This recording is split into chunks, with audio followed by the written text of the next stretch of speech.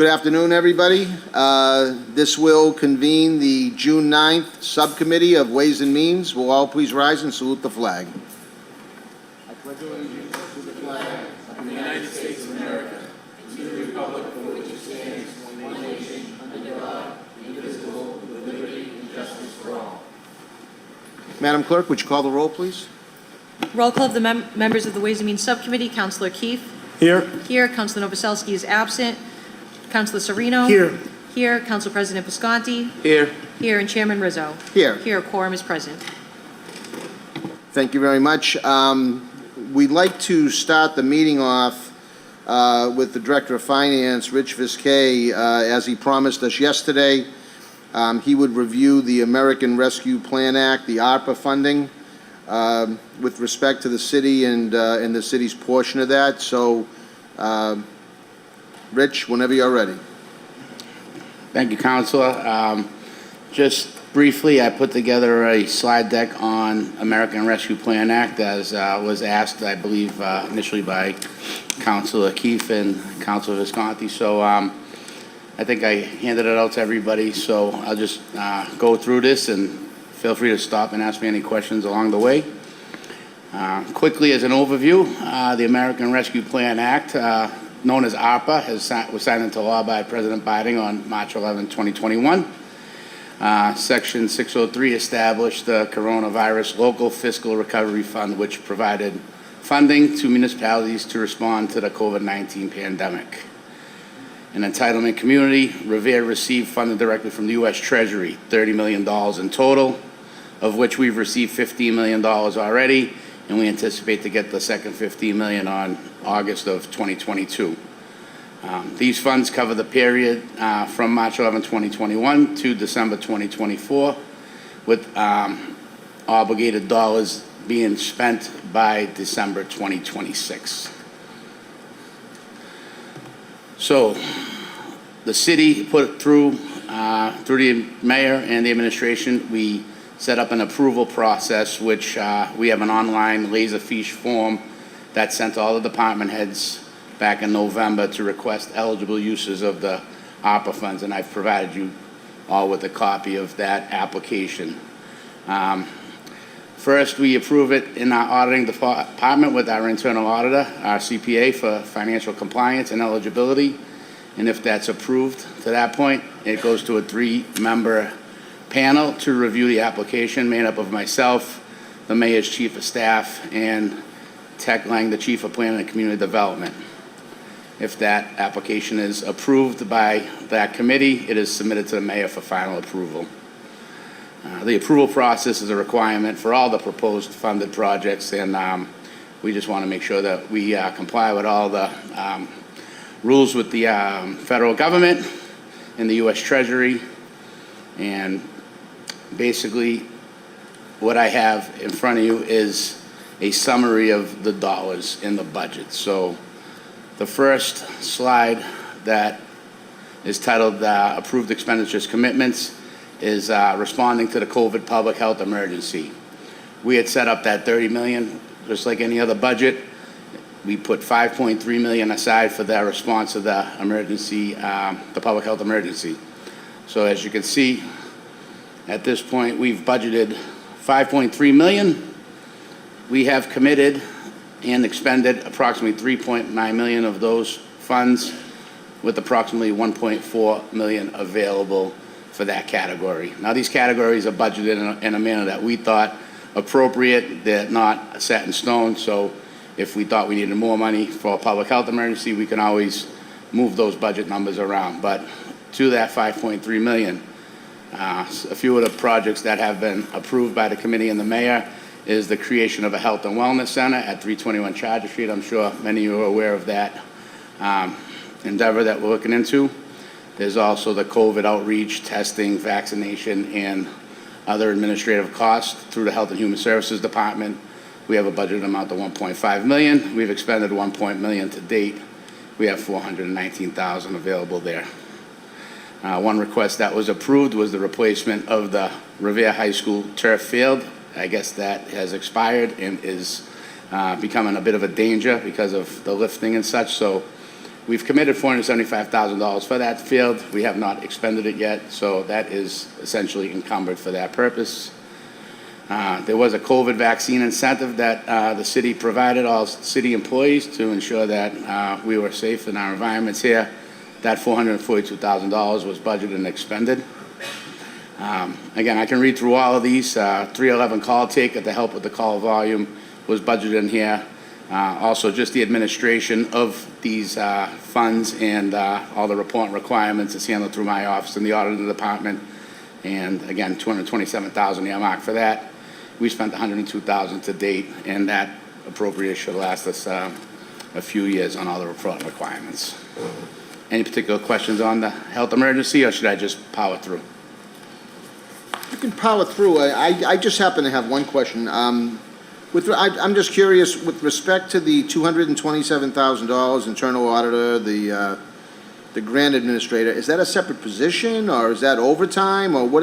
No, that's Miguel Orenalo, who's in my office. He's our CPA. He's our internal auditor. He was brought on to help us administer the first batch of CARES dollars. All of our FEMA reimbursements that we've processed about 7 applications for FEMA, and then now this third wave of money is the ARPA funds. So, the city has received over $40 million in funds to date for these things, and all the report requirements are pretty stringent. So the capacity, we didn't really have the capacity to meet all of those obligations. So we So is he a salaried employee yes, right sir. now with the Yes, city? Sir. Yes, sir. Is he in the budget, or is he in here? He was in my auditor's budget with an offset. Okay. Yeah. So if you look back at my budget, the CFO auditor's budget, you'll see his position, and you'll see the offset of his salary. Okay, so funded with ARPA funds? Yes. Okay. Yes. All right, that's the only question I had. Okay. Thank you.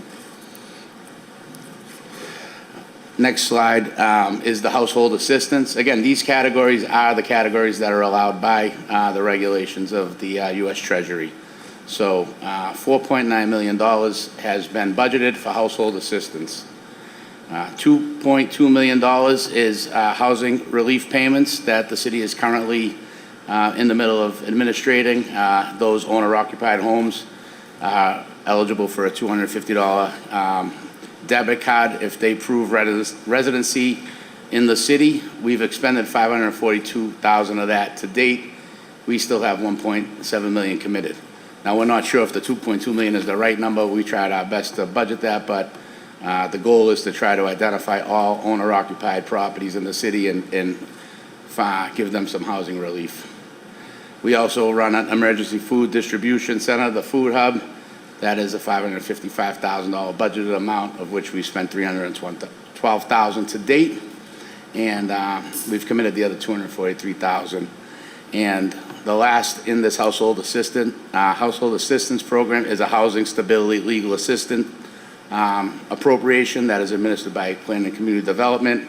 That's a $90,000 commitment. That program has not started, so it remains not expended but committed there. Third category is the small business and nonprofit assistance, and that is a budget item of $4.0 million, so $4 million. Most of these projects are administered by Planning and Community Development. Small business technical assistance and facade improvement, $420,000. We did have a restaurant recovery program that we ran earlier this year at $350,000. Expended $319,000 to date, with $31,000 left over and committed to that.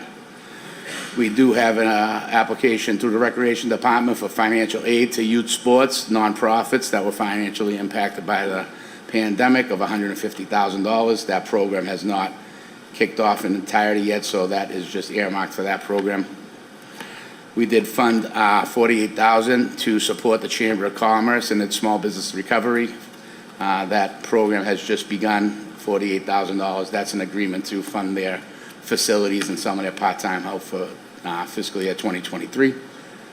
And then just administrative costs of running this, we have $485,000 earmarked, basically staffing costs, $145,000 expended, and $340,000 left over. So in that $4 million budget, we've committed up $1.5 million, and there's still $2.5 million available. Any questions? Mr. Chairman? Councilor Sereno. Mr. Chairman, through you to the CFO. In this small business nonprofit assistance category, how much would you say is being spent on positions, salaries? For the small business assistance, I believe there are no dollars being spent on salaries for that appropriation. I'll turn to Tech and confirm that being true. Can you clarify that question? I think there may be a difference between, I don't know if you're talking about the overall category of the $4 million allocation or specifically what portion may be allocated towards staffing. I thought in the very last section where it says administrative costs, 485, he had mentioned positions. Those are all positions. That Yes, planning department staff. I couldn't answer that. Sorry about Yes, that. Councilor I thought you meant the top category there, Council. Did that answer your question, Councilor? That answers my question. So that, well, I guess to 100% clarify, 485,000 for staffing in the planning department with ARPA dollars? Yeah, that's what we have budgeted, and again, this is a multi-year budget, so this is not for fiscal year '23. This is just how much we have to fund those positions for the next several years. And again, budgeted amounts, meaning that nothing is etched in stone. Once it's expended, but that's what we have for a budget, just to try to keep on course with the dollars and the timing of when they need to be spent by. Councilor Cogliandro. Thank you, Mr. Chairman. Through you to Mr. Viskey. The $48,000 for the Chamber of Commerce Small Business Recovery, I'm just curious, is that how the Chamber of Commerce office is funded as well on Broadway?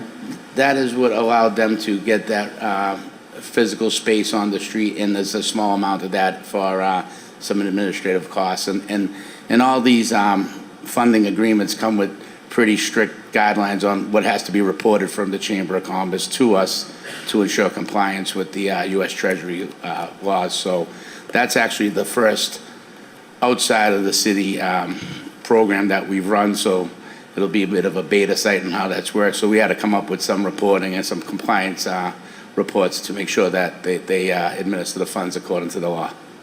Thank you very much. You're welcome. Thank you, Councilor. Mr. Viskey? Sure. The next category is water sewer infrastructure.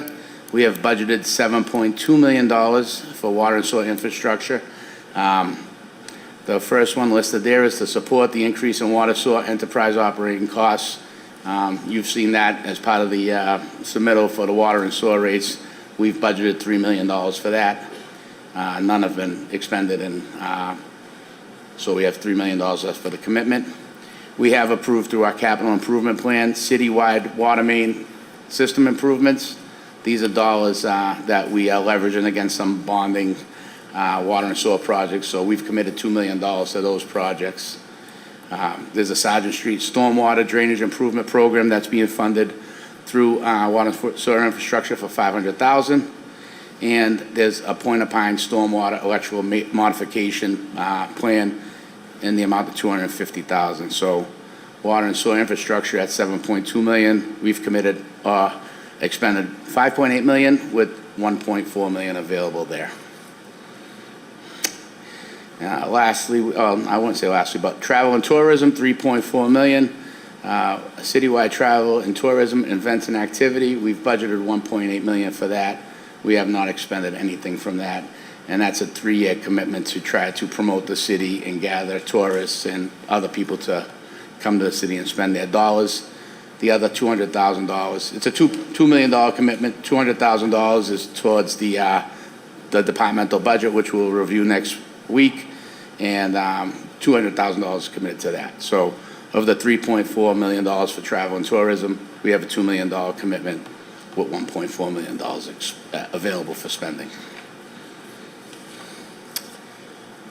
The final is the contingency, which is basically if doesn't fit in those categories, we have a $5.2 million budget for contingency.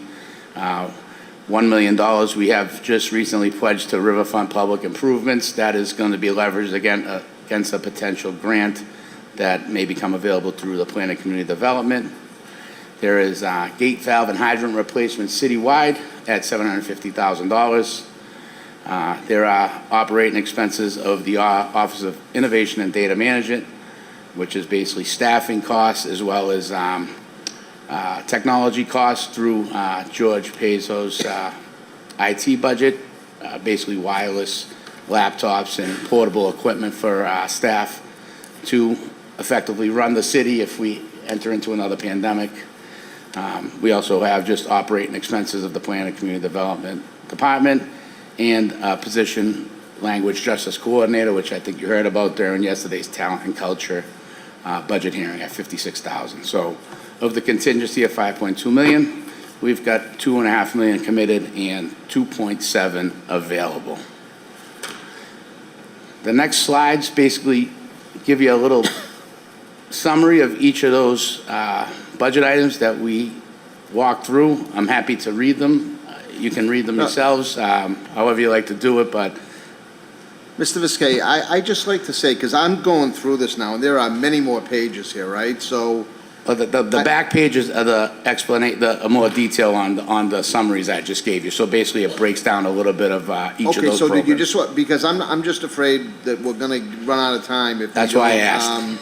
You know, like, because I didn't realize that this was gonna be as lengthy, and I'm glad the presentation, definitely we all want, but we have some department heads here, and including yourself, that needs to speak here. You know, certainly the clerk has to. I'm just thinking it might make sense for us to, either if we have some time at the end to revisit this and go back, or maybe we have 4 meetings next week. I mean, we have plenty of time maybe to go through. Yeah, it whatever all, you 'cause wish. Like I said, I'm here every you know, meeting. what does the So council feel? I mean, I don't know what your, I mean, I kind of, I think Superintendent Kelly's still here? She's still here, right? Okay. I mean, I'm happy to answer any quick questions there aren't any. I'm happy to follow up with any councils one that quick need answers. Go ahead. Obviously, it adds up to the $30 million that we're getting. How much, can you give me a quick, I'd say 18 million out of the 30 million has there been you committed. go. Thank you. So it's already been spent. Not either spent or committed. When I say committed, we've okayed and we've approved certain projects. So Okay. we haven't spent it, but again, we either spent it or we've encumbered it, I guess Okay. you'd say. Okay, so we got approximately about 12 million left. Yes, sir. Thank you. Go ahead. So, I thought Superintendent Kelly was still here, but, you know,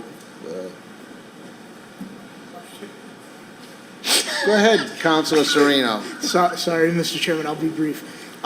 Really quickly, Rich, just overall, in this budget that we have before us, do you have a ballpark of how much within the various positions of the various departments represent the salaries of allocated ARPA dollars? Yeah, as a matter of fact, I gave you all a sheet that represents all the ARPA-funded positions with that package yesterday.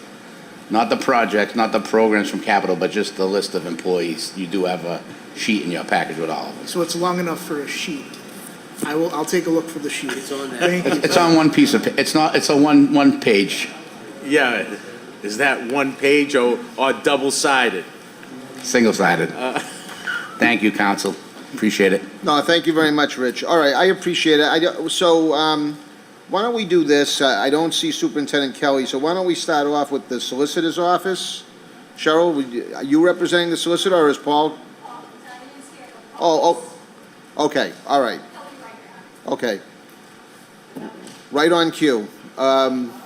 So, I'd like to first start off, we'll go to section 3, page 1.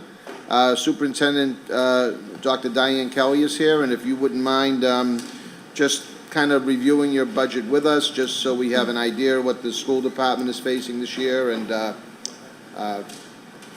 I'll turn it over to you. Great, thanks Dr. very Kelly. much. So I'll just read a statement that I'm putting on the front of the budget. The school committee still has to vote this budget. They intend to do that on June 21st. We have had our preliminary budget meetings, so they're aware of everything that's here, and I don't anticipate any problems with the approvals. So one of the things that's been helpful to the school department has been the Student Opportunity Act. And for a second year in a row, That has put us in a relatively stable place financially. That, together with the pandemic stimulus funds, have really been a game changer for us over the last couple of years. And we've been able to use that money to both right-size our staff, because we've been understaffed for a very long time, to purchase new instructional tools, to upgrade our technologies and some facilities work, and provide appropriate supplemental services for all of our students. So we're very thankful to our elected officials. I know city councilors, together with school committee members, have petitioned the state in support of these ideas for a long time. So we thank all of you, and we thank our state legislators as well, who helped, especially with the Student Opportunity Act, and then our federal delegation, who helped with the ESSER funds and other monies like that have helped us get through the pandemic. Our priorities are informed by our 5-year plan, which is on the website, and which was, there were family members, students, staff, over 100 stakeholders who participated in the creation of that plan. And it's centered on our 3 district initiatives around building an anti-racist community, promoting social and emotional health, and meeting the needs of all students so that we can achieve the district goals. So we're really excited for this coming school year. Our major additions to this year's budget include significant increases in our staffing for English language learner students. We are reintroducing for the first time in, I think, a couple of decades, a director of fine arts who will help oversee our music, chorus, and art programs. We're also reintroducing for the first time in a long time a director of comprehensive health and wellness who will oversee both the social emotional aspects of learning and the health education side of learning for students in grades K through 12. And we've also added a number of interventionist teachers who will be providing Tier 1 supports for students who are struggling to get up to grade level academically. And those are mostly literacy and math interventionists. Let's see here. So a couple of things where we saw large swings in our budget. One was around transportation. And that has been on trend for the last 3 years. We've been seeing increases to our transportation budget, largely because of fewer staff members being available to work in the transportation field, and also a lack of competition among transportation companies. There are a lot of different pieces there, but we've worked closely with the city to cut any redundancies where we could and make sure that our transportation budget is as sound as possible. And we have committed to working together with Mr. Visquet and his office to spend the next year doing even a deeper look at transportation and see if there are any policy or other changes we can make that will ensure that the transportation budget is more fiscally sustainable as we move forward. Another negative piece to our budget was the reduction in the number of students directly certified by the state as economically disadvantaged. Our budget is enhanced by about $5,000 for each student who is classified that way, and we saw a reduction of about 500 over the last year. We did some work with families and were able to engage about 100 of them in state aid programs, which means that that funding will come back to us next year. And we're going to continue to work with those other families to help them get certified the way the state now qualifies in order for us to get that maximum benefit. So that's kind of a quick overview and summary, and I have to say that everybody's been really helpful in crafting this budget, but I especially want to thank our Ways and Means Chair, Michael Ferranti, and the rest of his committee, all of the school committee really, and our Chief Financial Officer, Matt Cruz, who really does all of the putting together of all of this work. And so, I don't know if anybody has questions on anything? Do any councilors have any questions? Council President Visconti. Good evening, Dr. Kelly, welcome. I guess you touched on the transportation line item being over budget, obviously, and what is the game plan for on behalf of the school department to actually combat that, and actually, I know we're about $2.5 million over budget in that, and I understand that it's the city's responsibility to pay that. But, as a partner with the city, and looking at the fact that, I believe you received approximately $27 million in, what's it called, that ESSER funds or school opera money? We call it ESSER, but it's like the School ARPA, opera money, similar right? funding source, yeah. But my concern is, I know it's the city's responsibility. The problem I have with that is that affects quite a bit of residents in the city, homeowners and residents that actually don't have kids in the school system. And is there any thought process on what we can do in terms of working collaboratively? We, as a city, got 30 million. You, as a department, got 27. So there's a big number for you, and as we use it for the entire city, you have that 27 for the school department. And I support, as a former school committee member, I obviously support the schools wholeheartedly, but looking at it as a whole, it would be nice to see some of those funds actually, help combat that transportation cost, and moving forward. And one of the things that the federal government and the state government recognized through COVID is that transportation was a major issue, and they have allowed us to use some of that funding for transportation. We had made plans 2 years ago when we first got the funding on how that would be spent and how we would manage these temporary funds, because, as you know, we don't want to spend temporary funds on changes that are going to be permanent. One of the programs that we committed to was $8 million for the rehabilitation of the McKinley building, where we hope to put an early childhood center. And I know that project is going forward, that there've been community meetings and all of that on the design of what's going to happen in that building. But we did meet with the mayor and Rich Risque and talked about, while we have the opportunity, because those funds can be used for transportation, that we could make some adjustments there to help balance the budget so that it doesn't fall on the citizens and the city council to come up with all of that money. So we are doing, I believe it's about a half split on that. And we also made some other changes. We have a new transportation director this year, and she was able to go through and look at, for example, one of the things I know she did was move from using a large number of vans to transport special needs students to using more small buses, where more kids can fit on a small bus. We might only need one small bus rather than pay for 2 small vans, which is roughly double the cost of one bus.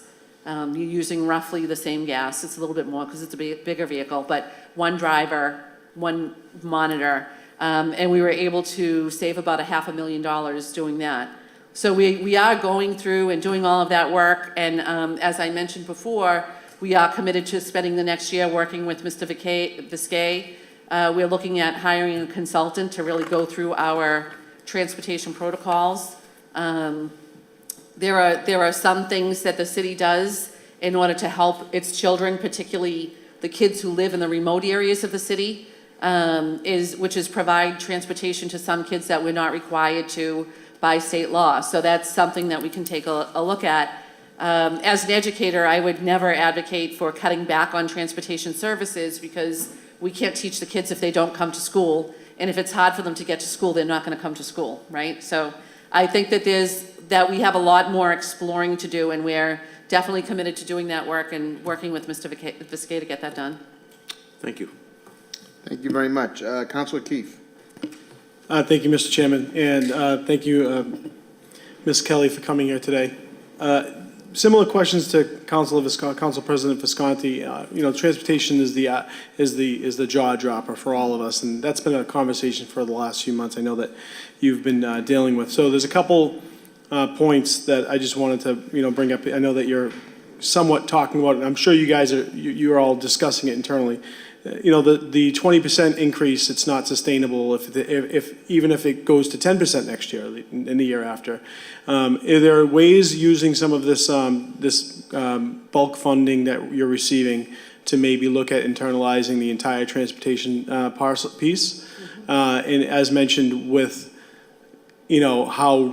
how rich we are with offering the transportation services maybe over and above what is required, realizing that probably has to come back.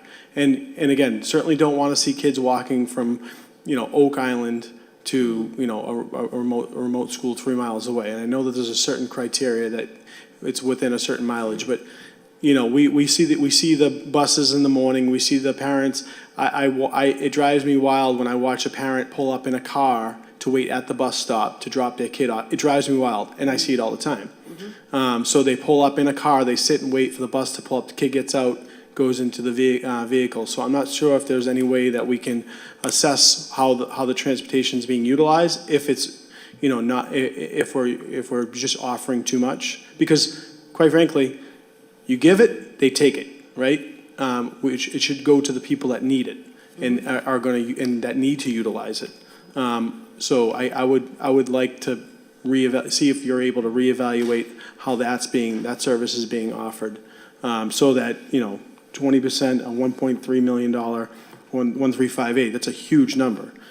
Is there, like I said, go back to the first question, maybe is internalizing it at not $8 million a year? Is there a way that the city can potentially internalize their transportation for the students, right? With maybe there's a bulk funding to initiate it, but I'd like to believe that we could operate a small city's transportation department. We pay $4 million to the MBTA for the whole city. The MBTA gets $4 million from us. Yep. So these are all ideas that we're looking at. We did an investigation into whether internalizing the transportation department entirely would be profitable to the city about 5 or 6 years ago, and it wasn't. But times have certainly changed. Costs have gone up. So that is one of the things that we talked to Mr. Visquet about, is really doing an in-depth exploration of that. We also talked about looking at leveraging the MBTA more than we do right now, because the kids get reduced rate passes to use the T at the student rate. But there are some other avenues that we could pursue with the MBTA that would allow students to have free transportation. I say it's free. It's free to the student. We would pay for it. But those are some things that we're exploring as well. If I remember correctly, I think when I went to high school, or middle school potentially, the buses we took were MBTA. We went up to the top of my street and there was an MBTA bus, regular bus, that picked us up and took us there. And then just about the last piece, and again, I'm not trying to get into this world, but does the school lottery program contribute to the expanded cost of transportation, where you're taking kids that could potentially walk to school because they live in those neighborhoods where they have to go across the city to another school? I mean, and I say that because if it's adding to the cost, and we all know that all of our schools give equally great education. Some of the buildings might be a little bit offer a little less, aesthetic resources, but every middle school, I believe, I always hear it from some of the parents in West Revere, that East Revere, the schools do just as good as anyone else. Yeah. So would that potentially reduce the cost of overall transportation? It might reduce the cost of transportation if we went to neighborhood middle schools, but it would create a host of other problems that would have economic impact as well along the road. We've talked about, when we think about the long-term visioning of the district, when the new high school is built, thinking about one strategy might be to make the existing high school building into a central middle school, which would eliminate the lottery because everybody would be going to one middle school, and also would create more space in our elementary schools that are currently overcrowded. So that's kind of the long term that we are looking at, and I don't know that so many of the middle school parents would be happy with not having any choice in where their child goes to middle school. No one likes the lottery, that is for sure. But over 90% of the kids get their first or their second choice through the lottery, so they end up happy. I don't know that if we said to everybody, you need to go to school exactly where you live, if that would satisfy all parents. Some would like it, but others prefer their kids in different schools for different reasons. And I just think it's a really loaded thing to think about. Okay, thank you very much, Counselor. Counselor Cogliandro. Thank you, Mr. Chairman. Good evening, Dr. Kelly. A few questions. First, there's a couple of line items that really jumped out at me. The first one is human resources. It's a 315% leap this year. And then the other is curriculum directors, which is a 290% change, $367. $367,000.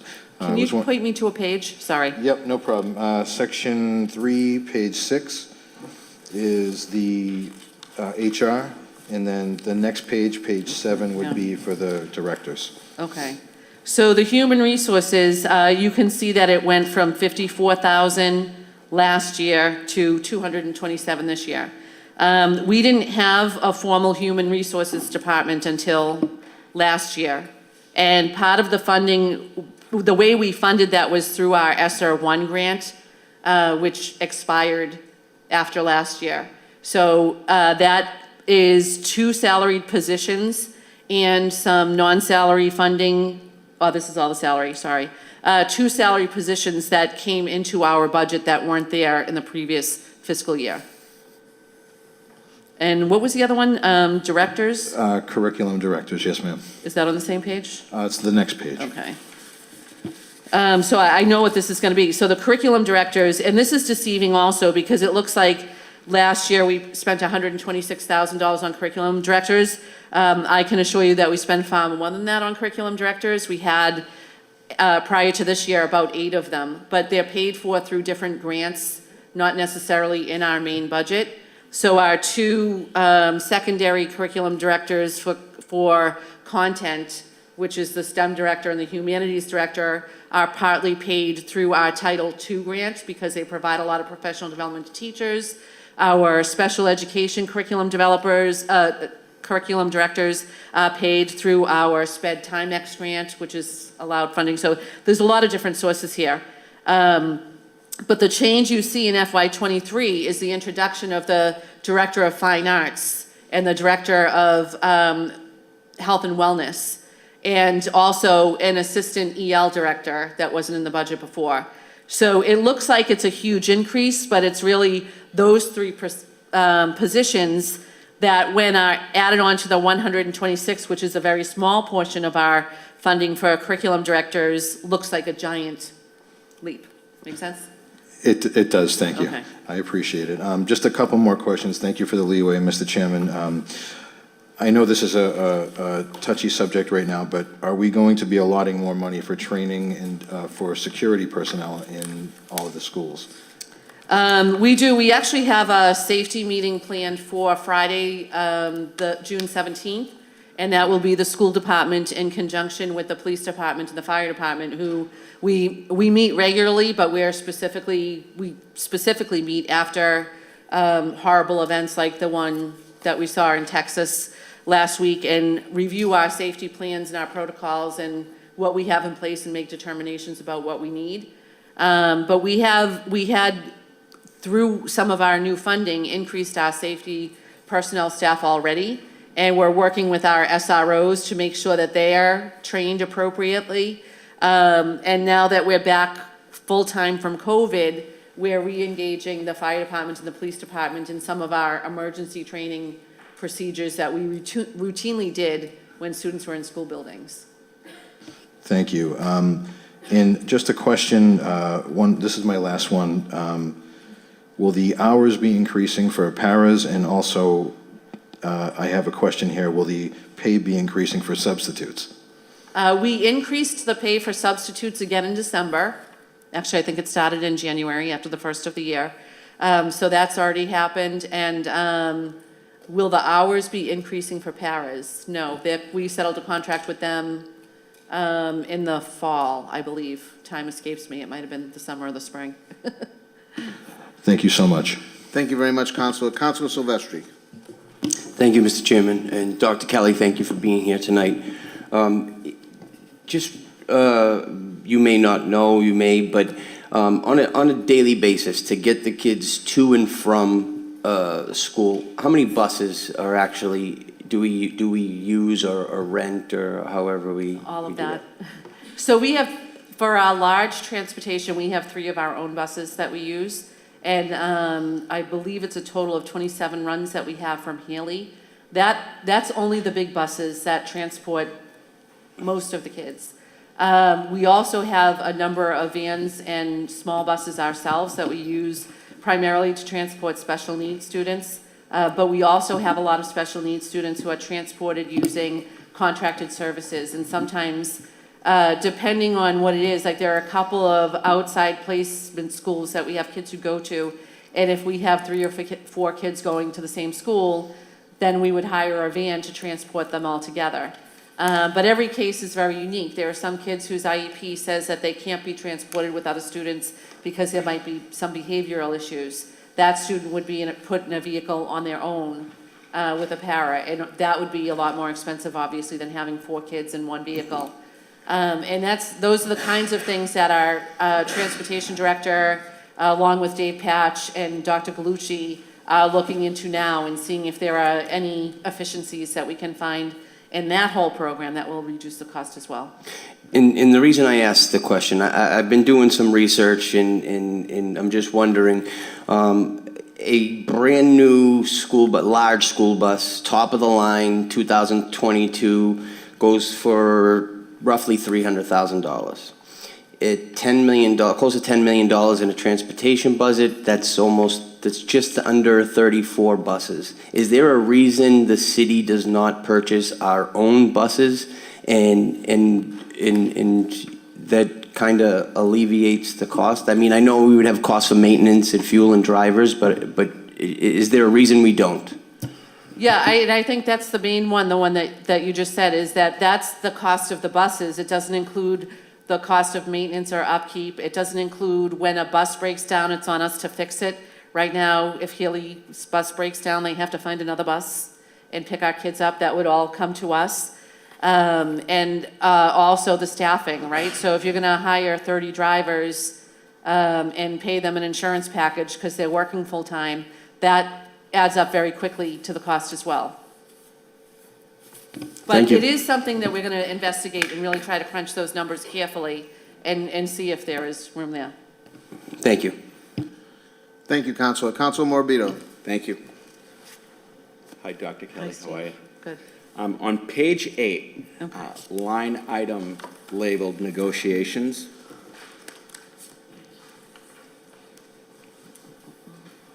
Can you elaborate on that? Because it was defunded, it looks like.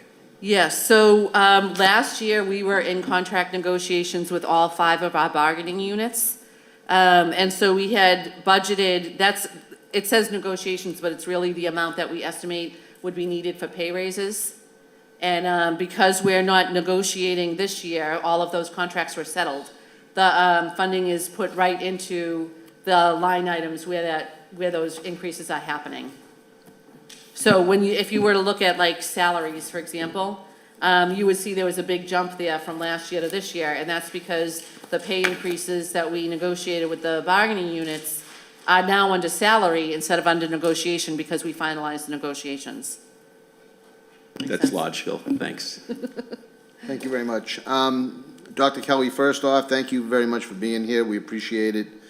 This is kind of a part 2 budget of the municipal budget. I mean, it's always, obviously, the school department takes up a huge chunk of what we spend here in the city, and, you know, it's good for us to know where our money's being spent. And, but that being said, do you have, I know that we used to kind of calculate, I don't know if it was formally or informally, but how many children do we have in the school system right now? So right now, we're just under 7,500. Okay. And so the per pupil cost, do you have that? It's around 15,000 right now. Okay. And a few of the councilors brought up the transportation costs, which, of course, we're very concerned about. What are your feelings about, the new high school's being put up about as far east as you can go in the city? How's that going to impact transportation costs down the road for the city? That is a great question, and it's going to really depend on what the school committee and the city council and the mayor decide to do around making any rule changes around transportation. But it was, when we were talking about where the best location for the new high school might be, we had at one time been talking about looking at the housing, the public housing facility, mainly because it was very centrally located, and it meant it would eliminate a lot of the transportation that we currently have to do. Being on the east side of the city at Wonderland, we're not going to see that kind of cost relief unless we think about alternative strategies for transportation. And that's one place where I feel like the MBTA could be really helpful, because we're so close to the Wonderland T station. There'll be a lot of buses that are going to come out of that hub area from different parts of the city. So if we move in more of that direction, and of course we'd have to work with the MBTA to make that change, because we can't just all of a sudden put 3,000 kids on their T buses. But that's certainly something that we need to look at. Yeah, I'm just extremely, I mean, I probably, unfortunately, I wasn't at the meeting when it was voted. I probably would have been the sole dissenter, apparently, because I like a centrally located high school for a number of reasons, including obviously transportation. But, you know, we're going to have to start to think about that, I suppose. It's not imminent. It's not something we have to talk about like today. Right. But as the conversation keeps going and we get into the actual design, and we get into the construction phase, it's certainly going to have to be, because it could have huge ramifications, not just on the kids, but on parents that have to, I mean, it's traffic, I don't have to tell you what it's like around the city at school hours, but in that area with the transient traffic, it's going to be a challenge, and hopefully we'll have a game plan. And just one more question, Dr. Kelly. This is totally off the beaten path, but I guess it has to do with the vocational school, and as you know, there's a new vocational school being built. But, you know, I know that our new regional vocational school committee man is talking, I don't know if he's talking with the school committee, I don't know if he's talking about just some school committee members, if he's talking with you, I don't know.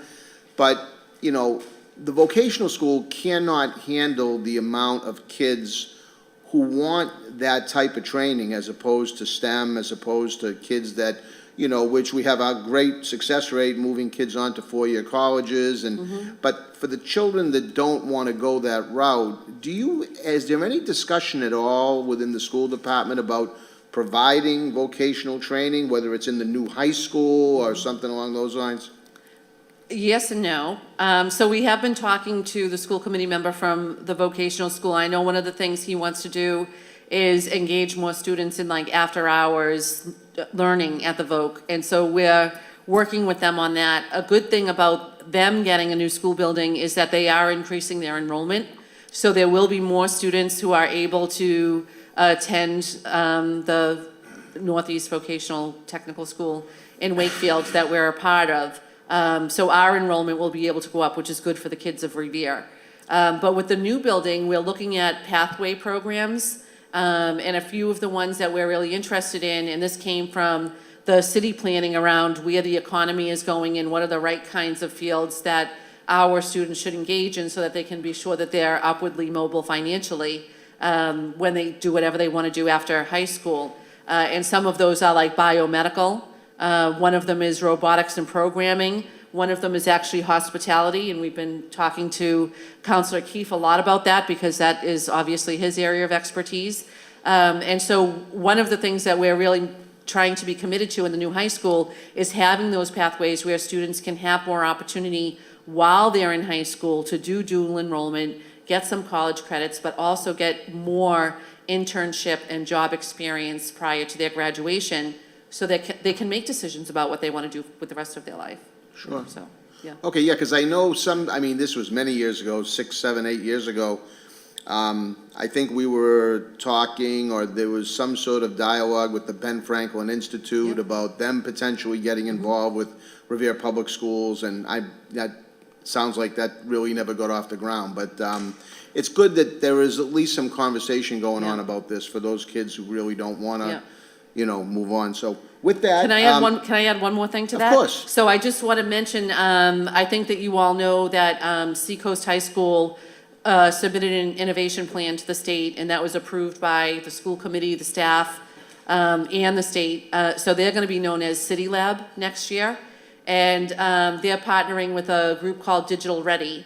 And the kids are doing all of their education is going to be hands-on lab learning experience.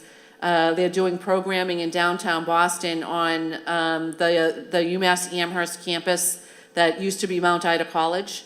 And the program is structured so that those kids, when they finish their 4 years at City Lab, will have an associate's degree in programming.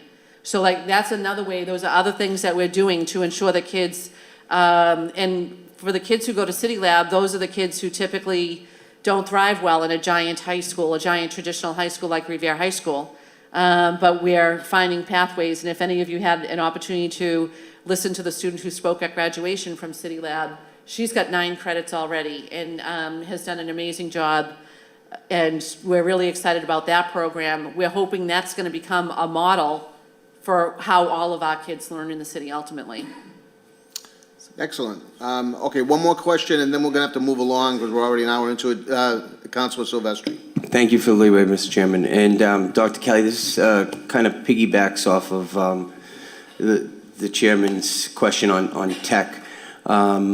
Is there any type of way we can work together with the union trades? The city signed a great PLA with them of building the new high school, getting maybe after-school programs and stuff like that where kids can get tech in job training in that area as well. Yeah, and that is part of the partnership that Dr. Mulligan has worked out for the kids at Seacoast, because they're not all going to go into programming, right? So there's a lot of different fields that she's creating partnerships with, and we're working on all of that, so definitely.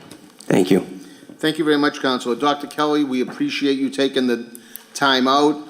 Want to wish you a great summer. I know the kids are out of school, next week? Next Friday. Yes. So exciting times in the city of Revere for the kids. So and now back to normal too, which is great for everybody. Yes. So, but thank you for being here. We appreciate it as always. All right, thank you very much. All right, Doctor, thank you. I appreciate, first of all, I don't think I said this, for those councilors who are not on the committee, I want to thank them personally for taking time out and being here. I know they don't have to be here, or they're not necessarily required to be here, but they're coming just to be part of the budget process, and I want to just thank them for that. And I want to, as I always do, thank the department heads that are here. That's why I'm trying not to keep anyone here too late. So as I call you guys up, don't feel like you need to go into tremendous detail about the ongoings. The councilors, I'm sure, will have questions. But if you could get right into the budget, that would be fantastic. And then if councilors have specific questions, we can go forward with that. So with that, I'm going to call up, I see Attorney Paul Capizzi here in the audience. Paul, if you wouldn't mind coming up representing the Solicitor's Office. That's on Section 2, page 32. Trying to shake off the frostbite from sitting there in front of that air conditioner. Listen, let's not make the health insurance rates go up any more than they already are. So. All right, if you all reviewed it, and in keeping it short, I won't say anything. I can answer questions, or if you want me to talk about anything in particular, I'm happy to do so. If you could just maybe point out, Paul, anything that stands out in the budget, like we talked to several departments that we're remaining relatively level. I mean, is there anything here that you feel as though the committee needs to know about? I mean, we can obviously look at it, but if there's something here that jumps out, I don't know, outside legal or anything like that. I mean, it looks like that's gone up significantly. I mean, you might want to address that. Yeah, there are three significant changes. One is the outside legal, and the reason for the increase in the outside legal is the new high school. the eminent domain process, acquiring that Wonderland property, all the work that's involved with doing that. And please don't ask me any questions about that process because it's mostly confidential right now. It's in the early appraisal stages. But there's a great deal of work that needs to be done we're going to need assistance with. So I had asked for that increase. And the mayor and Richard Viscay were kind enough to add that in there because there was no way I would have not gone over the budget with the regular legal work that we do out of our office anyway. And then when you add the special project on top of it, it just warranted a major increase. Okay. So with that, I'll open it up to councilors. Do any councilors have any questions for Attorney Capizzi? Councilor Keefe. Thank you. You said there were 3 major areas. You just said 1, though. Well, What are the other 2? Probably, yes. The other two is my staff. My staff know. is being increased somewhat. Yeah, we can We're see getting that. a part-time administrative person to actually help with licensing mostly in my office when licensing doesn't have those needs. Because as you know, the License Commission is just a one-woman show over there. And it has gotten much, much busier and much more complicated over the years. So she needs some assistance. The other is a policy advisor position that has been recommended, which I hopefully find very helpful to help with some of the separation of what we're doing. And I think it will benefit the council as well to have a policy person on staff. This person would focus solely on the regulations that are going on with the different committees, helping to develop and strategize and draft new ordinances as they come up, or amend existing ordinances. And quite frankly, any other policy-like consideration that could be utilized. You have a job description, although it's a draft. That is not the final. It'll be changed somewhat to reflect more accurately what we actually want the new individual to be doing in the office as part of their job description. Okay, thank you. Any questions on that No further position? questions. Any other councilors have any questions for Attorney Capizzi? So I know you're up here, but nobody else has any questions. Okay, so I see the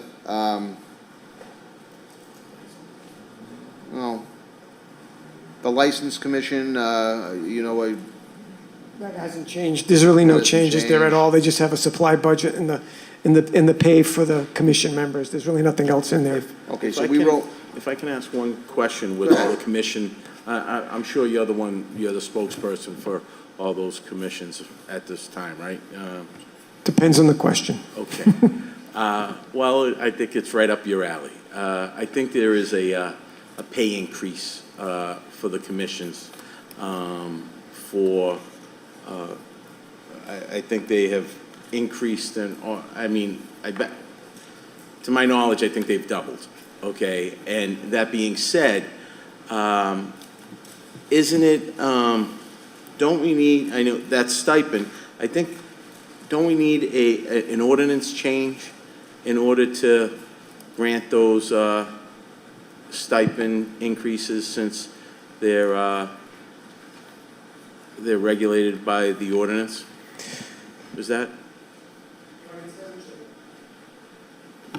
I wasn't prepared to answer about the ordinance change. Maybe my neighbor here to the left may know more, but I did want to say that just to get ahead of it, we did research stipends paid to all of our committees throughout the city, and we couldn't find an increase that happened in the last 20 years. So all of those committees, we've doubled their stipends. So just to be clear, when you stumble upon them throughout the budget process, there was we are recommending that we double those stipends because, again, they don't fall in line with the parity ordinance and such. So just so if you keep seeing that, that's what we're doing. No, as far as the I ordinance part, I don't have the answer to that. I understand that. I concur with you, question- Councilor and Visconti. I'm not disagreeing about the stipend increase because it's minimal. My is. question was Procedural.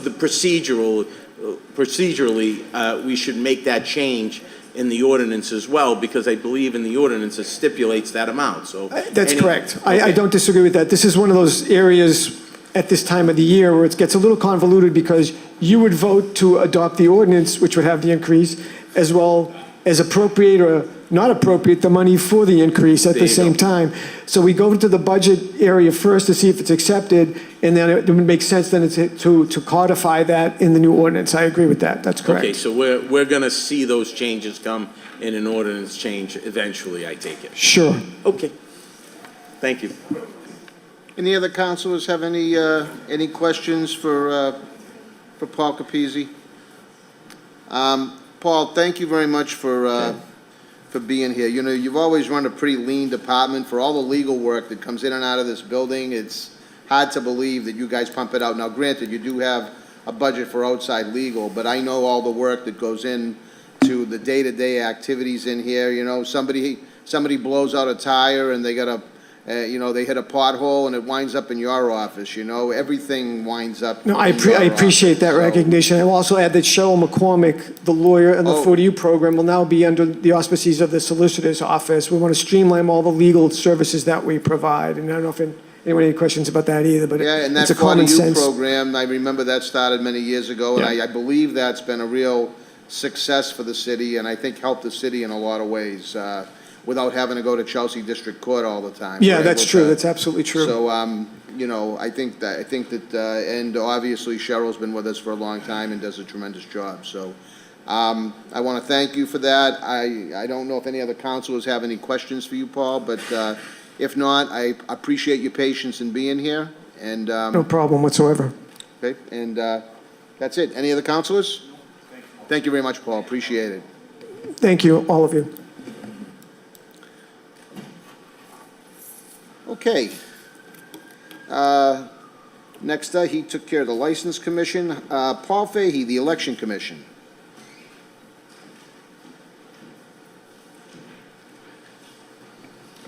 Thank you, Mr. Chairman. Members of the committee, I apologize in advance. I'm getting over bronchitis, not COVID. I have my test result if you want to see it, but it has affected my voice a little bit. My first budget, obviously last year's budget for this department and the reality of the spending were not in sync. We all know the reasons why. 4 special elections that were not funded. The special election on the regional school district, we did get reimbursed by the district, so it would have been a bigger hit otherwise. So the budget for this year, just a few changes. The first and foremost one you'll see is in the personnel. I had requested a 3rd clerk's position for the office. The mayor was supportive of that. I think that we really needed it given the growth of population, the growth of tasks that elections is responsible for. Just yesterday, the Votes Act, which you've probably read a little bit about, which is going to create some permanent voting changes, similar to some of the things that went into effect during COVID, will take effect. I think we're actually in a fairly good position with this budget to do that. I may have to come back and ask if something different gets added, but there's no major changes from what we've sort of seen over the last couple of years. Early voting will stay in place, mail-in voting will stay in place, there'll be some other tweaks. So that position I think is strongly supported, and I appreciate the mayor and the CFO's support for that. I think that'll put us where we need to go.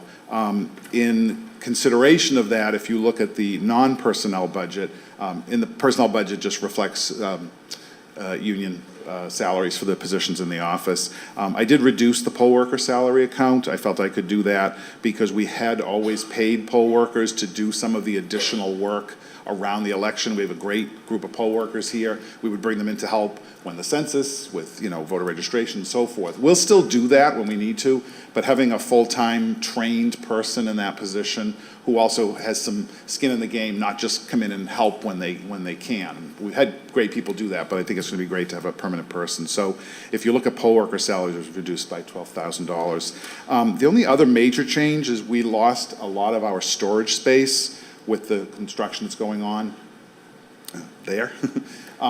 So we worked with DPW on that. Paul was very helpful. How many Pauls do you have in the city? Honest to God. I was at a conference yesterday, and it was all city clerks from all over the state. I'm actually going back tomorrow morning, and I introduced myself as Paul from Revere, and as it came out of my mouth, he said, "Oh, you're Paul Revere." I'm like, that joke's probably been told 1,000 times, but it was the first time I had heard it. We did have to secure new space, so we talked with DPW about options. The thing that made the most sense, there is an expense associated with it, was to get monthly storage space. So we're at CubeSmart. We did some research about sort of the best deal we could get. The good news is DPW is already there as well. They use some space there for storage of some of the holiday decorations and different things that are used during the year. So you probably know DPW works very closely with us on setting up for elections. So we have all our auto marks, all our furniture. We have a ton of stuff now in there. But that is a new expense, and it's in the budget at about $5,500. Other than that, very minor increases. I'll be transparent with you, as I always will be. You know, this is a bit of a shifting year. Last year was so unusual because of having all these extra elections. To me, this is the year that I want to look very closely at what we do, what we spend. So I may come back next year and say, I don't need anything else. I may come back and say, you know, I've been thinking this through and I think we need some new things. We have spoken in the past and we'll speak more about, you know, we did a survey about folks' concerns about elections. One of the issues that came out consistently was signage. There will be expenses associated with that. We'll do what we can in this budget to start moving. I don't want to set the expectation that in September and November everything's going to be perfect, but we're going to take some steps in that direction to deal with, you know, with some of the polling location changes, which people are generally used to now because of what's happened over the last 2 years with consolidation. There'll be a couple of changes. We're going to do a mailing to the entire community. It's good. It's not one of those postcards you see and think like this, you know, this is something you want to toss immediately. It'll catch people's attention, and we're going to do a public education campaign about that. So I may come back next year and to you and to the mayor and say, you know, I need more, but I think for this year they'll serve us in good stead. We did, you know, obviously we have the special election coming up early in the fiscal year for the Ward 5 seat. I think we're covered with that. So I feel confident in this, and I'm happy to answer any questions you have. Thank you very much, Paul. Members of the committee, any questions? No questions? Any councilors? Councilor Silvestri? Thank you, Mr. Chairman. And Paul, thank you for coming out tonight. The poll workers' salaries, and I know you said it dropped by $12,000, and they do some great work, as you said, and they have long days, and I don't mean to put you on the spot or look to cost us any more money, but I believe each poll worker is paid $50 for their time, or am I wrong? Or yeah, sorry. They have, at least in the time since I've been there and at the tail end of Diane's time there, they are paid an hourly wage. So there's an amount based on the assumption they're going to work a certain number of hours. There are a couple of specialized jobs that do have a stipend, like a runner. She had put in a system where people wanted to get the results more quickly, so they would have these runners. Those are stipended positions. But the wardens, the clerks, the talliers, the affirmation clerks, they're hourly. We pay no less than minimum wage, so most of the positions are at $15 an hour. The warden makes a little bit more. So there are communities that do that, and that may have been the case here in the past, but we do pay. So we generally assume people are going to work a full day, but we also have a shift situation if someone can only work mornings or afternoons. And frankly, I don't want to get into a longer conversation right now, but I'd like to do more of that.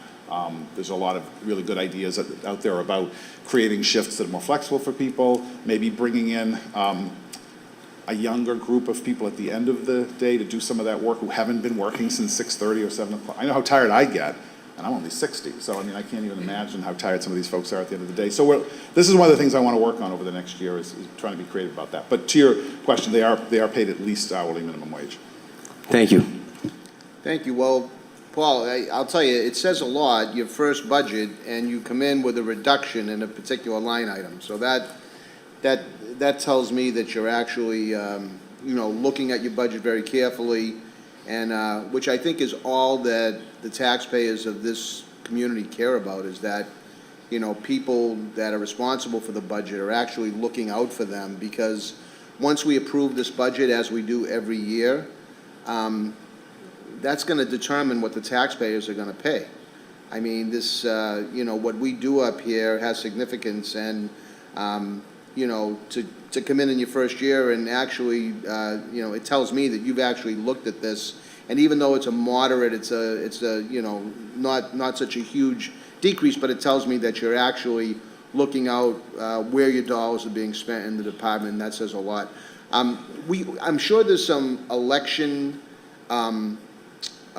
questions. I mean, I know that I have some, but it's not for this forum necessarily, so maybe during the year after the budget's passed or something, like we've talked to, we've had conversations with some other department heads where I think the conversation, where we're only blocking off 2 hours to talk to 7, 8, 9, 10 department heads, it's not enough time to get in depth, but, you know, maybe we can have you back up here before the city council, just to answer some questions about the election department that councilors may have, but really not for this forum, so. Mr. Chairman, I would not only welcome that, I'll be asking that of you as well. I'll be having to come before you to, you know, there will be a couple of precinct changes. I'll be bringing those up soon. So I'm hopeful that once the budget is done, we can come in and I can ask you for the actions I need you to take. You can ask me as many questions as you want. And I appreciate your comments. And again, I've sat where you sit. If I have to come back next year and ask for more money, I'll make my case. And if the case passes muster, I hope you'll support it. If it doesn't, I expect you probably won't.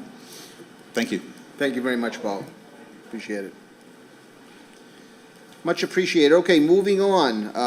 Planning and Community Development, Section 2, page 50. Thank you, Mr. Chairman. I'm a lot shorter than Paul, so just give me a moment. So good evening, everyone. About a year ago, I was presenting to some of you up here, sort of freshly minted as the chief and the department head of planning and community development. And I will save you a long and voluminous summary of what the department has been up to over the past year. You can read the budget summary and narrative for that. We've been very busy. But I'm going to try to hit on a few key points, all of which are significant and tied to the staffing requests and the future of the department. So first off, as I've said, I've been about a year in this role. And I don't know how many of you actually know this, but I will actually be wrapping up my service to the city at the end of this fiscal year.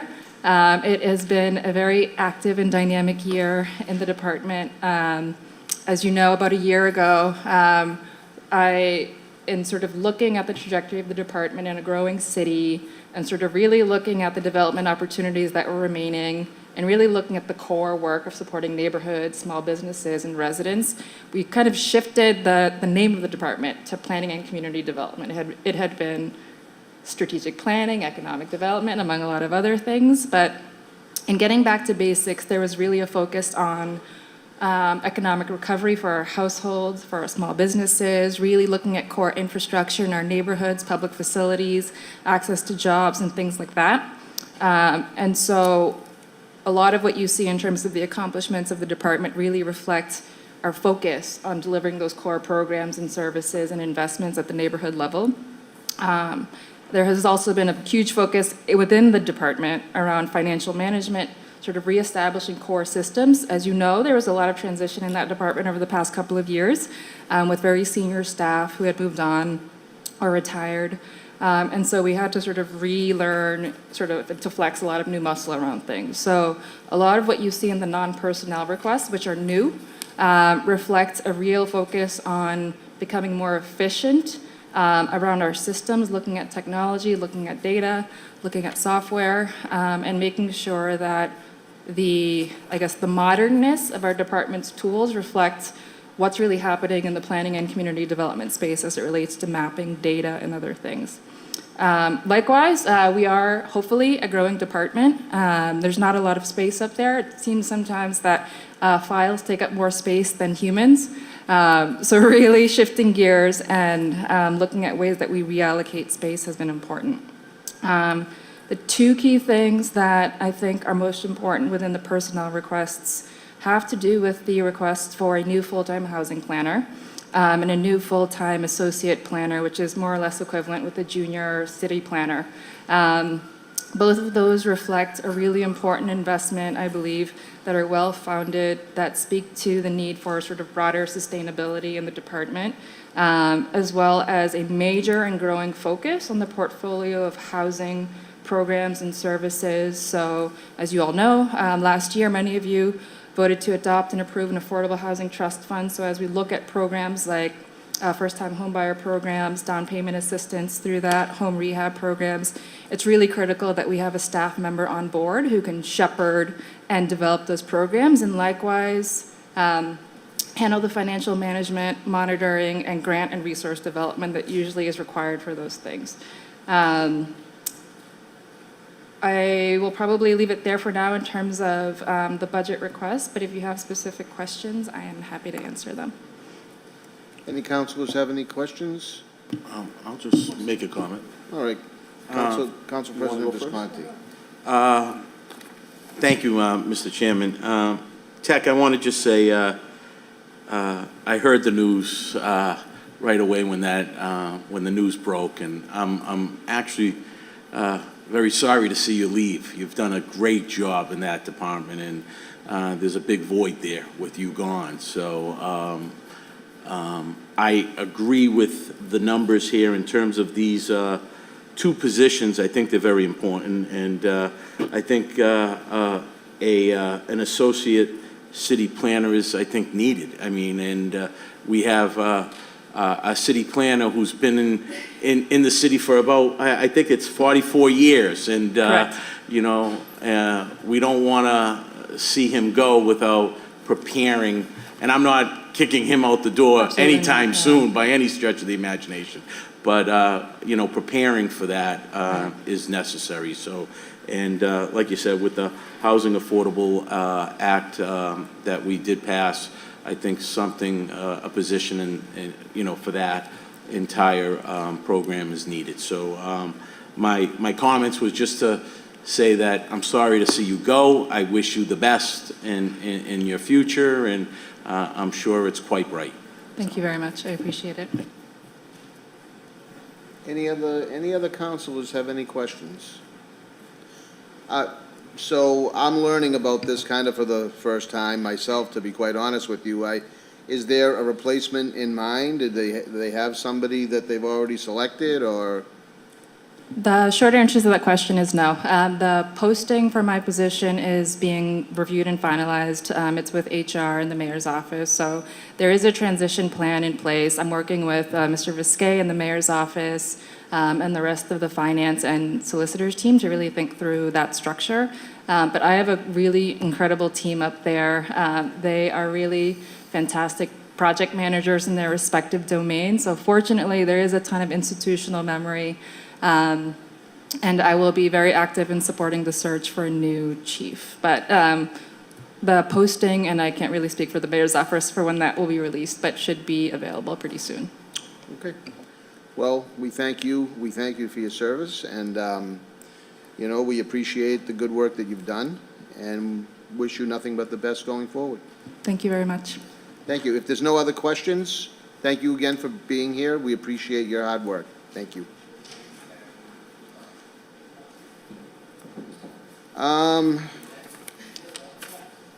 So we don't have, the only thing that I think we have left, and maybe Ashley, if you wouldn't mind, we have the city clerk's office and I guess the city council you'd normally do, correct? Okay, yeah. Yeah, so maybe the city clerk, ZBA, and council, if you wouldn't mind. We'll start with the city clerk's budget. That's section 2, page 35.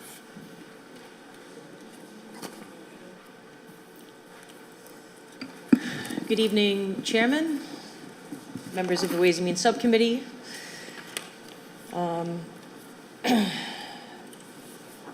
There's just looking at my budget, there's just one increase in our contracted services for a line item for boards and commission software.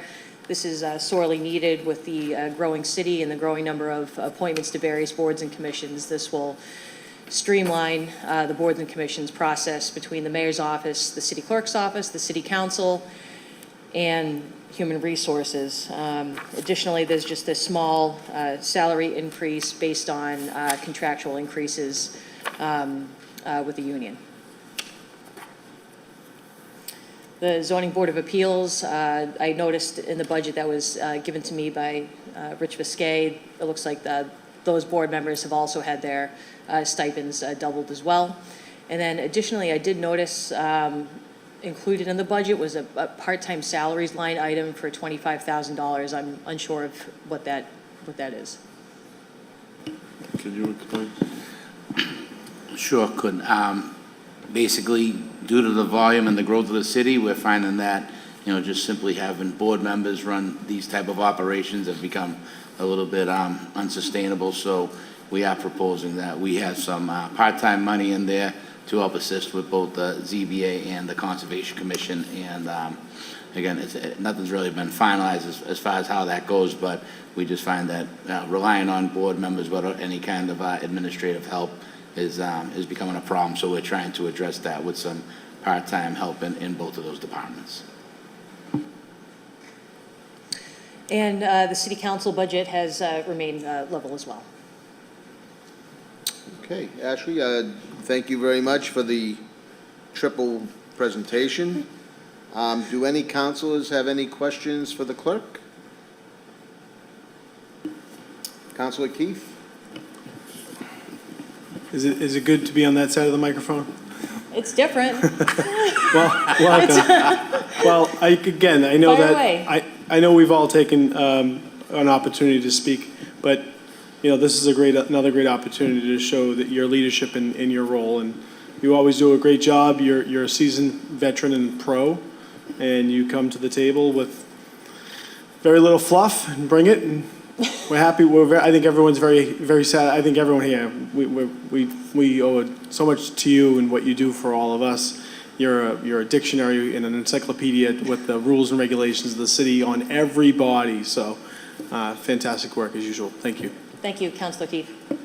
Council President Visconti. I want to echo those sentiments. I just want to say, Ashley, thank you. And I greatly appreciate your service, that you help us. Dealing with 11 of us isn't an easy task. And I know I've come to rely on you as well as council president. And I just want to say thank you for what you do for the city and what you do for this council. You're welcome, Council President. Thank you. Nobody else has any questions. I just want to echo the same sentiments as the councilors who spoke. You and I were talking a little bit earlier, and hard to believe that you've got 20 years of service to this city right now. It's, sad to say. I remember you in high school working here. So, and when your mother was working downstairs, and She was actually just here for a visit today. She's down from New Hampshire, and she was making her way through the halls to the offices. She was the greatest. I was a brand new city councilor. She was down there. She was always very pleasant. You walk in, and she was, I think, the first person I'd see. She sat right at that first desk. Yep. And she was always a pleasure to talk to, and you're following right in her footsteps. It's been a pleasure working with you, and you're incredibly responsive, and which is so important to city councilors, because we've got constituents, that need answers oftentimes, and sometimes we know the answers, sometimes we don't, but if we don't, we know where we can go, and we know we're always going to get a great, quick response. So we appreciate that. And if there's no other councilors, I thank you, and we'll just move along. Thank you, Chairman. Thank you. Okay. So that leaves us, let me just look here, because we kind of jumped around a little bit. So with debt service, retirement, health insurance, Fica, and property and casualty insurance.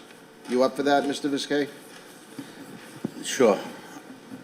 Now, Just just tell me which one you want me to take up first, and I'm happy to. well, I guess the most important one, well, they're all important, strike that, but. Some big numbers there. So let's go right to debt service. I'm not sure where we're looking at. Are we looking at section 2, page 128, or are we looking in the, You have the summary of the Section finances 9. in section 2, and you also have an entire section dedicated to the debt that actually lists out every single authorization and debt service. So I could speak in general terms to the debt and explain what has happened over the past year that's caused some increases, but more or less, we, speaking with our financial advisors at Hilltop Security, we knew that, I shouldn't say we knew, but we expected that rates were going to begin to go up, and we made all our best efforts to try to get everything bonded with the favorable rates that we've been seeing over the past several years. So the increase primarily is going up because we brought on the DCR maintenance facility that we built, the the DPW facility and the Point of Pines Fire Station has all been fully bonded, and we continue to make those payments. These are the first years that those come on at full principal and interest. We've also, this fiscal year, we've bonded the 2 pumper trucks that was financed through the capital plan, as well as Lincoln School HVAC. We did buy the boatyard. We bonded $5 million of road improvements. And those debt services are also reflected in this. So that is basically what is causing the jump. We felt that it was best for the city to get those bonded before the rates went up, and I think it was a good call because everybody knows what's happening with the interest rates right now. So those are the fixed costs of the city. We do have some offset accounts that help us reduce that. We do get some surcharges from rental cars that offset that debt. The school department does pick up their portion of their energy service contract that they entered into, I believe, 10 years ago.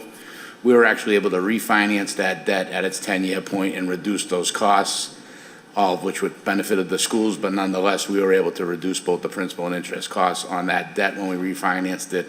And otherwise, what you see there is the gross cost of debt less the offsets that we have available to us.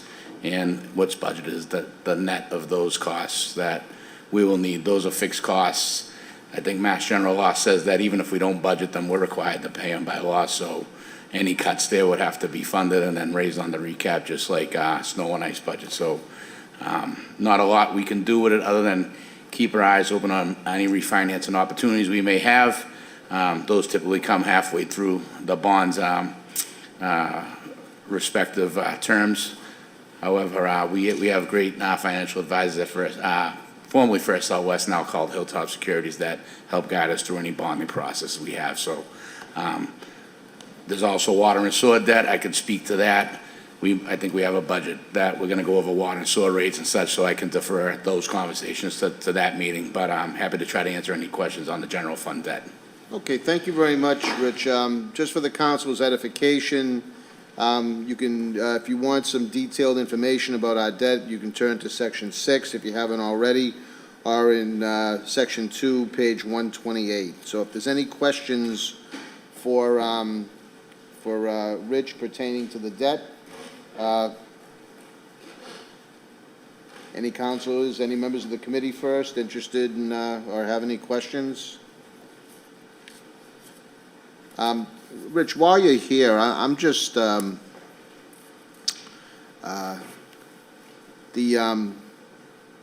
interest on the long-term debt. I'm looking at page 128, and but correct me if I'm just reading it wrong.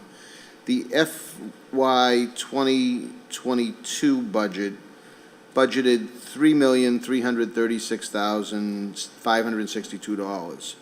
In 23, the recommendation is $2,955,279. Do you? It actually went down. Am I? But the overall went up. That was like the interest. Like, why would the interest have gone down? I'm sorry, Council. I have the summary documents in front of me. If you give me a moment, I can check that out. Okay. Page 128, Section 2. Okay. Just run that by me one more time. Sorry, I have it in front of me now. So it looks like, the interest on the long-term debt, did you kind of refinance the long-term debt while the interest rates were low, or, because it looks like in FY 2022, the interest on the long-term debt, the final number was $3.33 million, and the recommendation in 2023 is $2.955 million. You know what, Council, if you don't mind, I would have to dive in and just kind of look at I can make an assumption on what may have happened, but I don't want to misspeak. So Okay. If you give me an opportunity, my guess is that when some debt falls off, the principal payment would go down, but then when we bring on a lot more debt, the overall interest would go up with that. And then the way when we refinance the debt for the high school Amoresco energy service contract, we're able to lower both principal and interest. So I think there's several factors that may go into that, but I can probably do a little analysis to simplify it and break it down for you, and I'm happy to bring that back before the council. If you could, I mean, we're in the hundreds of thousands there that, I mean, and it looks like a reduction. The overall debt service has gone up from last year, but I'm just curious as to why the interest on the long-term Yeah, debt there's went also, up. there was also like I said, there's some accounts that actually we use to bring down the cost of both principal and interest. In prior years, you were able to get bond premiums. I don't know if everyone understands what bond premiums are, but when you sell bonds, our net rate may be 2%, but they typically gross them up to sometimes 4 or 5%, and they pay you a premium just because they're more marketable on their end.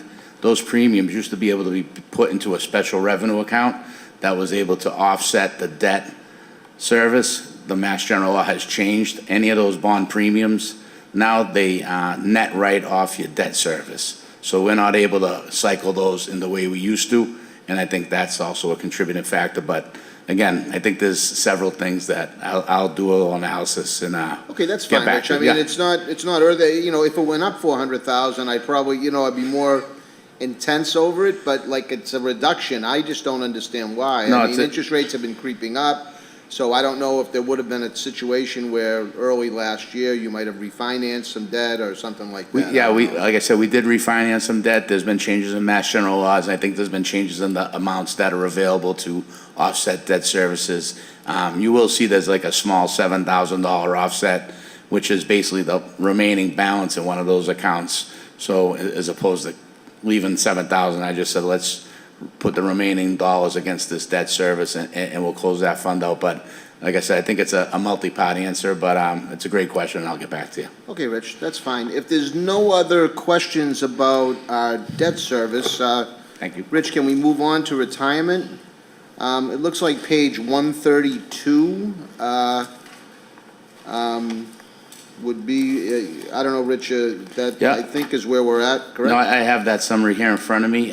Basically, the PARAC, they establish our amortization schedule and funding schedule based upon our unfunded liability and our date of 2034 to completely pay off that. Mass General Law says that we need to have all our pension fully funded by the year 2040. So we're actually 6 years ahead of schedule, which is actually a good thing. It gives us some flexibility if we need to extend the funding schedule, which, if you look at the market this year, it's not very good, so these numbers may very well change in the out years. But we get an actuarial assessment every 2 years, and we base our payments for our respective pension obligations. The city is one part of the pension system. The Housing Authority is part of it, and also our 9/11 Center. We're more than 90% of the entire thing, but that's apportioned out between the three entities. And what we've been doing over the past 2 years, which I'm proud of, and we've been doing, and you might see that in some of the documents we've given you, is that any off-ledger funded employee, we are making sure that we not only cover their salary, but we're also covering the cost of their health insurance and their pension and their FICA tax and any other obligations. So the number you see here may not exactly match the number you see that is required, but those dollars, as they get returned to the fund every quarter, will actually bring that down. So we're able to kind of drop down our pension obligation a bit for every grant-funded employee. The DOI lets you take 9% of a full-time salary that's in the pension system as part of the obligation of that pension. Basically saying that 9% is what it costs the city to fund someone's pension, along with the amount they contribute, whether it's 8%, 9%, 11%, it's changed over the years. So we've been trying our best to find ways to lower that, but, doing some full cost accounting on grant-funded employees is helping a bit. Now, just, not just for my edification, but maybe for the edification of the councilors that are here, these numbers, like, these numbers aren't something really that the city council can arbitrarily cut. Is this basically what PERAC is telling us, what we have to pay? Yeah, correct? basically, we usually comply with the funding schedule. The cuts, so to speak, how to reduce that would be a vote of the retirement board, maybe to extend that funding schedule, which may offset those payments. You pay a little more, but you get to extend the schedule. we actually have a pretty aggressive schedule in the city, for better or worse. I mean, it's better that we're paying as much as we can afford every year to make sure we meet that pension obligation by 2034. But, you know, a 6.5% increase on a $14 million number is actually, you know, it's tough to manage that within the whole concept of the budget. But, you know, we've been able to stick with that aggressive schedule since I've been here, and we're hoping to maintain that as long as we could to try to fulfill the pension obligation as a whole. Okay, and what about other post-employment benefits? Any update on that? Other post-employment benefits, we've been funding $250,000 every year through our free cash. As you may know or may not know, the cities and towns in the Commonwealth are required to fund their pension obligation. They have not been required by law to fund the OPEB obligation, but many cities and towns are funding that because it's reflected on your bond rating through Standard & Poor's and such. So when I started here, we didn't have an OPEB trust account. We didn't adopt it. We've done that over the last 4 years, and we've started to commit some dollars to that just to show some good faith that the rating agencies, that we're not ignoring that obligation. And quite frankly, the obligation for other post-employment benefits almost matches the obligation for pension, being that, just to be clear with everyone, other post-employment benefits are the cost of paying all the health insurance for all of our retirees, not just the ones that are retired now, but basically every single person that currently works here right now. You have to extrapolate those numbers out. So, you know, if we close the city today, how long would it be before the last employee of the city actually dies, and those costs that provide those health benefits for 50, 100 years are all brought back to a present value with a sum of money, and we just chip away at it. You know, we don't think we're gonna fund it anytime soon, but there's some thought process that once the pension obligation is fulfilled, you can probably contribute more to that OPEB liability. Well, I think at some point, I mean, it's not mandated right now, but I can foresee that someday, them I think you're pushing right. us to. And that $250,000 a year that you've been putting in, which I think is great. I mean, it's nipping away at it, but that's not by ordinance, right? That's a policy decision. that you It's guys not have by made? ordinance, but in the budget, you'll see some financial policies that have been established prior to me that we've kind of continued to do, most of them driven by ordinances. But this year, I'd like to take a closer look at that because we do have some new obligations with the Affordable Housing Trust Fund being one, OPEB liability being one. So I want to try to take a look at those and really try to make sure that we're fulfilling our obligations, but also leaving some dollars available for the one-time things that may come up throughout the year. Okay. Any other councilors with respect to retirement? Anybody have any questions there? All right, Rich, thanks for that. Health insurance. The only place I could find anything on health insurance was in section 9, page 4. Is that where it's at, or is there another section there that I? No, there's not too couldn't much. I think in the budget, you'll see that there is, I think behind the section, we have put a schedule from Cook and Company, our health insurance advisors. We are self-insured, so we work with health insurance advisors. We fund a health insurance trust account, and we basically set rates based upon expectations of where the health insurance market is right now. Being self-insured is nice because if we have a good year, we maintain those balances. However, if you know, there's a lot of sick people, sometimes our trust fund balance goes down. We do buy stop-loss insurance every year. We put that out to bid every year. It's becoming quite costly, and there's different options when you buy that reinsurance, whether you want to have $150,000, $200,000, $300,000. Where do you want to pick the spot where the city is covered for expenses that exceed that amount? And every year we put that out to bid. We do an analysis, and like pretty much anything else, the more risk you take, the cheaper those are, but you could get burned. So we try to be pretty conscientious about where that number would be with regard to the rate increases. For instance, if we keep the same as we do right now, our stop loss is scheduled to go up 26%. So that's at a $200,000 stop gap. Any person that has $200,000 or more of claims, our stop loss kicks in and we get reimbursed for those costs. If we raise that up to $225,000, $250,000, $275,000, we bring our premium down, but we're also exposing ourselves to more risk in that respect. So that those bids just came in yesterday. We're analyzing them now, and we'll set those. But whatever we pick there, we have level funded our health insurance. So we are not having a rate increase for our employees and our retirees. The rates will stay the same, and we'll just back off how much the reinsurance costs, but basically the rates will stay the same. We've actually had a decent year during COVID, believe it or not, because of the fact that a lot of people were going to hospital for COVID, but they really didn't go for much else. So we had a good year, and we feel like we can level fund that expense this year. Okay, any questions on it? Councilor Cogliandro. Thank you, Mr. Chairman. The health insurance, is that under unclassified? Yes, sir. Yeah. Okay, so- I don't love that title, by the way, but that's what I inherited. Section 2, page 130. Yeah, the unclassified is really kind of your fixed costs, your health insurance, your debt, your pension obligation, property casualty insurance, and your Fica is, we call it unclassified, but I might consider changing that name going forward.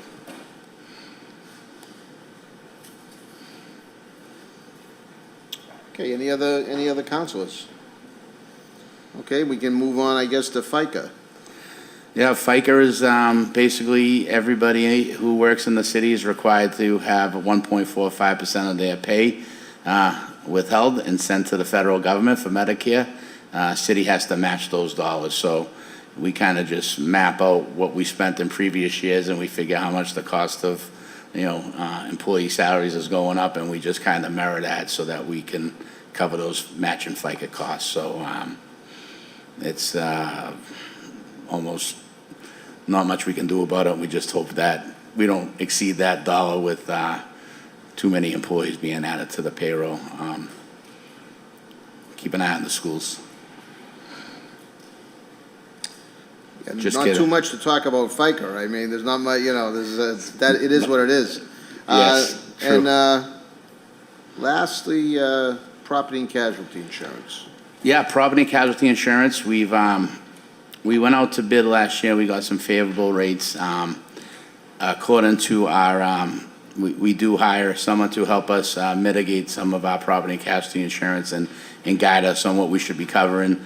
Two of the things that are probably worth mentioning is that we did add cybersecurity insurance to our policy last year. So although you might not see a savings from fiscal year 21 to 22, we did enhance our policies for cyber insurance. And as people know about the phishing, and I think Council Morabito was talking a little about that, it is one of the major problems now with regard to insurance, and those premiums are starting to get crazy as well. But we are awaiting our final quotes on our property and casualty insurance and our cybersecurity insurance. But it was told to me that we don't expect to have those rates to be more than 5%. I have my fingers crossed there, and I do believe that the amount that we budgeted, I did increase 5%, and I'm hoping that we fall within that number, and there won't be any problems with the property casualty insurance budget for 2023. Excellent. Well, this looks like I don't see any questions here. Rich, it looks like we might be wrapping up a couple minutes early. Had I known that, I would have had you keep on going with the ARPA funding, but, I'm happy to, revisit it if there's any questions, whatever the wish of the council is there. maybe what we can do, I think what might make sense is, we've got the slideshow that you obviously printed out for us. We can take some time, look at it ourselves, and maybe just ask questions next time. Instead of have you read to us from the slides, we can probably look at that. And, if we do have questions, maybe we can start off our next meeting, which is Monday. We can start off with some questions pertaining to the ARPA funding, any councilors that may have questions. And I guess just for the edification of anybody that might be interested, we're going through this budget hearing, and, we're asking questions and we're looking at the budget. But, when it comes down to next Thursday, when we're ultimately going to vote on the budget, at that point in time, I would ask the councilors, as they're going along and identifying potential cuts that you'd like to see, spending you might not necessarily agree with, that might help the taxpayers, at the end of this process, that's when we would hear that. So if you could all, kind of be cognizant of that, and as you're going through the budget, maybe making some notes, and, of course, I'll be entertaining all of that, and then we'll go forward and presumably vote the budget. Yeah, it sounds great to me. I will say that that presentation I gave today on ARPA, the first half of it was the budget numbers that I believe people were interested in, about where we are with those dollars and how much is committed and how much is available. The second part is really the summary of each of those items that we talked about. So if you read the second part, it may answer some of your questions. It may actually you may have some more questions when you read that. And I will make that slideshow available online and put it on there. So if anyone in the public would like to read it and see it, I know we're having some technical difficulties putting it up on the screen here, but I will make that available online as well. So in the meantime, happy to answer questions via email, phone call, or what have you. So, but thanks again for everything.